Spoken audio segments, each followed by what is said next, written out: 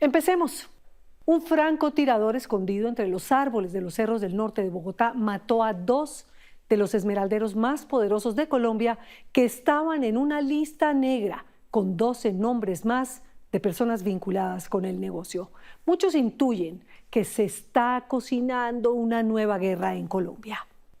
Eduardo Contreras se internó en el mundo de las esmeraldas y conoció a Edwin Molina, uno de los líderes de la industria, que habla por primera vez de los asesinatos de dos de sus socios. Ojo, ¿pasamos del verde al blanco esmeralda? Nosotros íbamos ese día para el colegio, salíamos con mi hermano y mi papá baja obviamente quebrantado porque le acaban de dar la noticia, eran como las 5 o 6 de la mañana, de que lo que había sucedido. Él nos pega un grito y nos dice: nadie sale de la casa hoy. Entonces nosotros nos devolvemos al cuarto y nos encerramos sin saber qué está pasando. Como a la hora salimos y ya están los empleados, el conductor, la empleada, todos llorando enfrente del televisor, mirando, pues ya estaba en las noticias lo que había sucedido. Edwin Molina nació entre esmeraldas, creció entre minas y la riqueza que generan las piedras preciosas enterradas en el occidente de Boyacá. Pero también ha vivido en carne propia la violencia que ha rodeado este negocio desde hace años y que hoy retumba de nuevo. Su abuelo, Gilberto Molina, en ese momento el esmeraldero más poderoso de Colombia, estaba celebrando su cumpleaños número 52 en su finca de Sasaima, Cundinamarca, cuando un grupo de 25 hombres que se hicieron pasar por miembros del ejército lo asesinó a él, a su socio y a 16 de sus escoltas. Era 27 de febrero de 1989.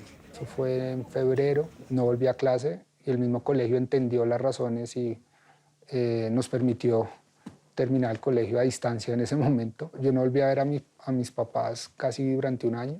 Viajamos con los tíos, estuvimos fuera del país casi un año, porque pues uno a esa edad no entendía qué era lo que estaba pasando. Claro, ¿cuántos años tenía usted? 9 años. Gilberto Molina fue asesinado por orden de Gonzalo Rodríguez Gacha, el capo del cartel de Medellín, en el momento más álgido de la Guerra Verde que arreciaba en el país a fines de los 80. Él me llevaba a las minas, yo compartía con él mi cumpleaños, las navidades. En ese momento pues no entendía. Obviamente cuando fui a la funeraria, ver todos esos ataúdes, ver la manera como había muerto, pues eso de una u otra manera impacta.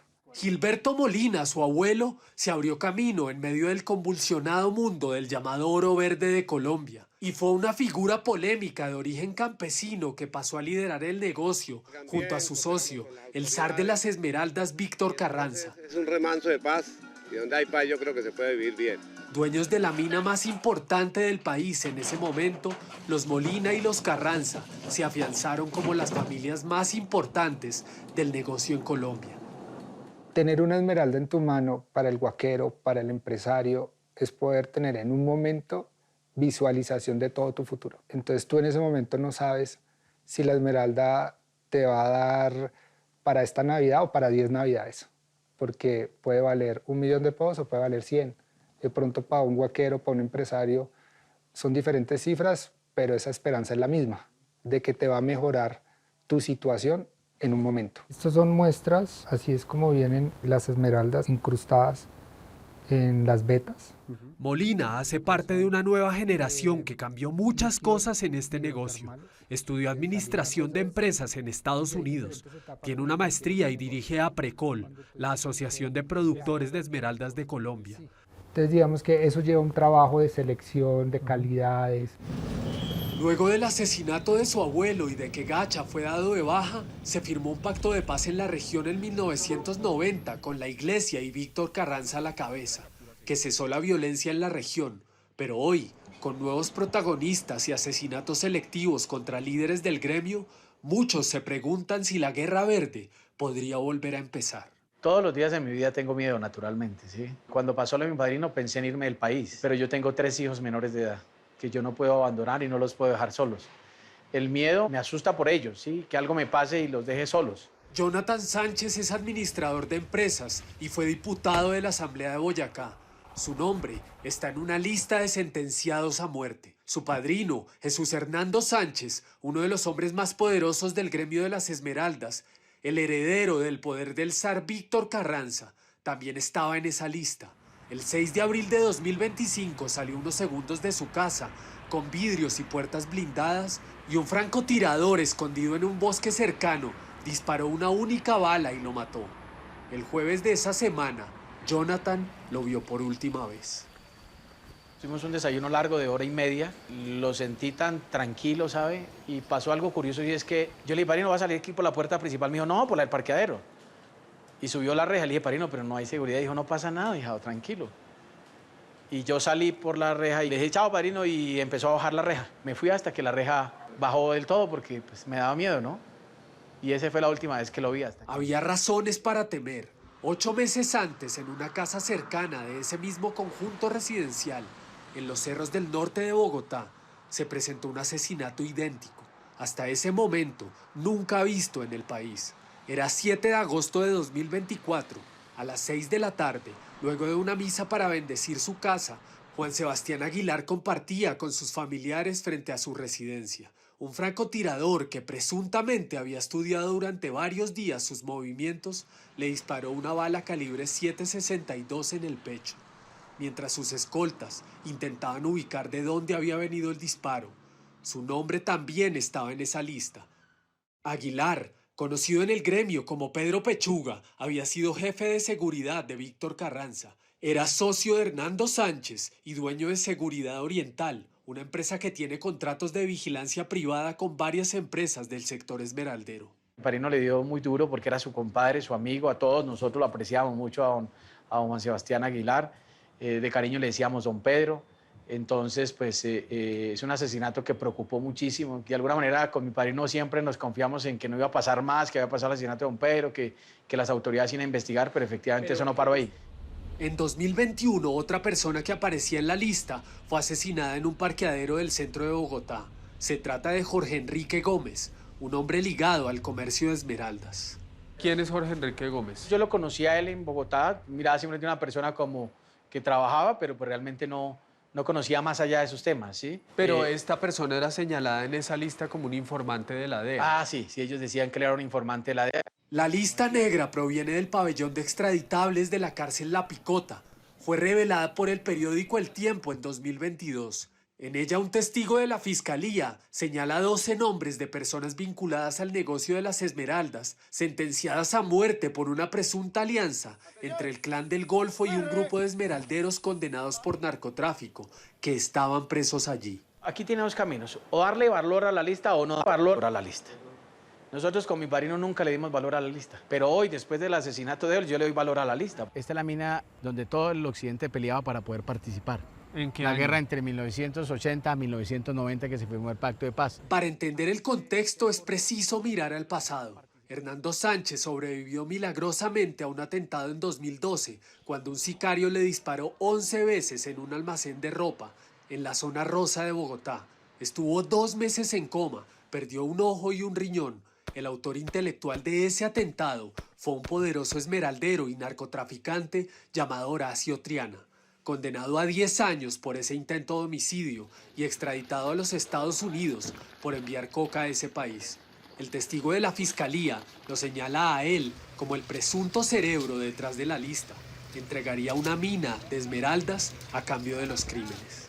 Ellos nos culpan por su extradición a los Estados Unidos. Ellos dicen que por haber ayudado a traer la inversión extranjera al occidente de Boyacá a los americanos llegan, investigan y los vinculan a narcotráfico y que por culpa de los americanos los extraditan a los Estados Unidos. Horacio Triana está preso en Estados Unidos. Hablé con su hijo Eduard Triana, quien fue alcalde de Maripí y actualmente es representante a la Cámara por Boyacá, sobre esa presunta lista negra y sobre los asesinatos en el gremio. La supuesta lista, eso es más un tema de tergiversar la información, coger investigaciones y tal vez como tratar de vincular personas que no tienen nada y absolutamente nada que ver con las situaciones que están pasando, porque vienen con, como decimos en nuestra región, vienen con una cola atrás de unas problemáticas y si quieren vincular y hacer ver y generar responsabilidades en personas que no tienen absolutamente nada que ver y que están en otra situación. Su papá lo condenaron a 10 años por el intento de asesinato de Jesús Hernando Sánchez, uno de los muertos por el francotirador. Yo creo que eso estaba más vinculado a unas situaciones que venían ya como de atrás, que venían ligadas a don Víctor Carranza, que venían ligadas como a esa situación. Y por esas situaciones han acontecido varias cosas. Pero la pregunta que tú me haces de mi padre es, él ya cumplió con la justicia, él ya subsanó pendientes con la justicia, tanto aquí en Colombia como obviamente en Estados Unidos lo está haciendo. Pues llegó a ser mi padrino de matrimonio, yo me casé en la curia arzobispal de la ciudad de Tunja. En 2012, luego del atentado contra Hernando Sánchez, el gobernador de Boyacá de ese momento quería renovar el acuerdo de paz firmado en el 90. Jonathan Sánchez fue el encargado de esa tarea. Poco tiempo después, la familia Molina y Carranza vendió parte de sus títulos a una multinacional minera para inyectar capital y explotar a gran escala una de las minas más importantes del país, mientras esmeralderos como Horacio Triana y Pedro Rincón, conocido como Pedro Orejas, entre otros, fueron extraditados por narcotráfico. En la actualidad no es una guerra verde. O sea, yo digo la tercera guerra verde ya se acabó. Ahora hay una guerra blanca. Blanca por cuenta del negocio de la cocaína. Petrit Vaquero es historiador y politólogo de la Universidad de los Andes. Escribió un libro sobre las guerras esmeralderas en Colombia y dedicó varios años a investigar el tema. No se trata de estigmatizar a un gremio y yo en eso quiero hacer énfasis porque hay mucha gente honesta que trabaja, además que busca limpiar el nombre de una actividad y de una región y de unas personas que han buscado el trabajo honesto. Sin embargo, desde tal vez el comienzo del narcotráfico duro en Colombia, siempre ha habido personas ligadas al negocio de las esmeraldas involucradas y que han sido verdaderos capos del narcotráfico. Y es que no es gratuito que tantos nombres hayan resultado extraditados. La esmeralda colombiana tiene el reconocimiento del mundo como tener la mejor calidad. ¿Ha habido un interés de meter en este negocio plata del narcotráfico? Pues digamos que durante las épocas difíciles de minería de esmeraldas, pues la verdad nosotros en ese momento pedimos prestado, empeñamos, conseguimos inversionistas. Habían otros sectores que sí le abrieron las puertas al narcotráfico y durante esa época empezaron los cultivos en el occidente, se empezaron a encontrar laboratorios y ya de mano del Estado pues logramos erradicar ese tema. Entonces para nosotros esa etapa que hoy tiene, digamos, privados de la libertad a líderes importantes de la región como Horacio Triana, Pedro Rincón, Omar Rincón, Gilberto Rincón. Yo creo que ese es un capítulo que ya pasó en torno a lo que fue la presencia del narcotráfico en la región. Esta es una camioneta particular porque la Unidad Nacional de Protección, desde el mes de octubre del año pasado, es decir, hace más o menos 7 meses, me quitó el vehículo de seguridad. Jonathan Sánchez se mueve con cautela. Tiene una escolta de la Unidad Nacional de Protección, pero sabe que ningún esquema de seguridad pudo proteger a su padrino de matrimonio y amigo Jesús Hernando Sánchez. Aunque las autoridades no han dado a conocer avances en la investigación de los asesinatos presuntamente relacionados con la lista, ni con otras líneas de investigación que se sigan en el caso, Jonathan no tiene duda de dónde podrían provenir las balas. ¿Quién tiene la logística administrativa para hacer una operación de utilizar, de contratar, de mover un francotirador y de efectuar un asesinato en plena ciudad de Bogotá, cerca al cantón norte del ejército colombiano, de nuestro país? ¿Quién puede estar detrás de eso? En esto está el Clan del Golfo, naturalmente. El occidente boyacano es objeto del plan macabro que tiene el Clan del Golfo de tomarse el país y desestabilizar el país. Esta organización criminal tiene 3 rentas: el narcotráfico, la extorsión y la minería. Jesús Hernando Sánchez y Juan Sebastián Aguilar eran socios de la familia Molina y Carranza en una de las minas más importantes del país, Esmeraldas de Santa Rosa. Hay 2 asesinatos de una forma muy atípica, porque no son asesinatos sicariales, sino con un francotirador. Quiero que me hable de ese momento y cómo se lo toman ustedes. Obviamente después de que sucede tanto el atentado como el asesinato de Pedro, pues manifestamos nuestra preocupación, pero siempre la respuesta fue la misma, que no tenían problemas, que ellos no sabían qué estaba pasando. Pero la forma como sucedió no les generó más, digamos, temor. Pues digamos que había mucha preocupación, por eso digamos que muchas de las reuniones que nosotros hemos podido organizar y gestionar en región ha sido para que la región se dé cuenta de que esto no es un tema de región, para que las personas, los inversionistas tengan la tranquilidad que esto no es un tema de esmeraldas. Hoy tienen claro que esto no está relacionado con el negocio de las esmeraldas. Obviamente estoy esperando que haya una posición oficial. Nosotros hemos colaborado cuando nos han llamado, pero pues tampoco nos han dicho, nos han manifestado qué indicios o qué temas hay.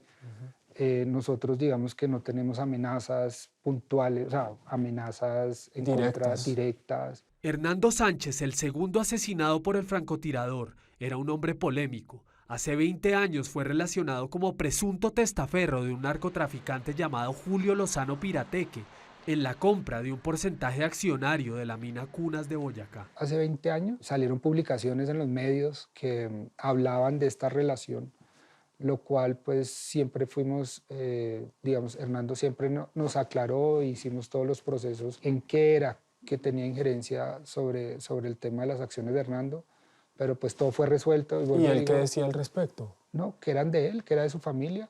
Los señalamientos de ese presunto testaferrato nunca han sido esclarecidos por la justicia. Lozano Piraquete está matando a los esmeralderos porque se quiere quedar con las esmeraldas. Y por alguna razón cree que el presidente es su enemigo. El presidente Gustavo Petro dijo en un consejo de ministros que Lozano Pirateque está matando a los esmeralderos porque quiere quedarse con las esmeraldas.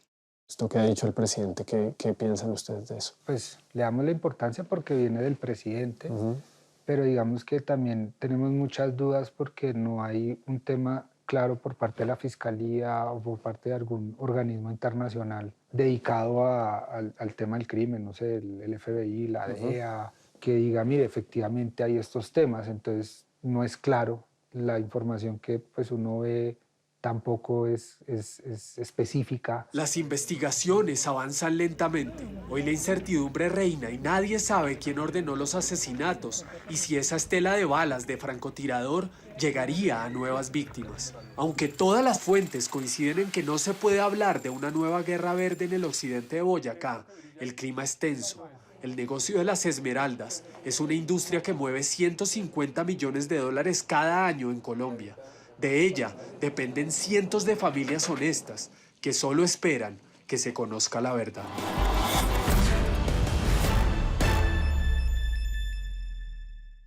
Ni verde ni blanco, ya la cosa es color de hormiga. La multinacional Fura Gems, que solo en el 2023 sacó 240.000 quilates de esmeraldas en bruto, solicitó a la Agencia Nacional de Minería suspender temporalmente sus operaciones por los bloqueos, por las agresiones a los trabajadores y por el robo de las esmeraldas.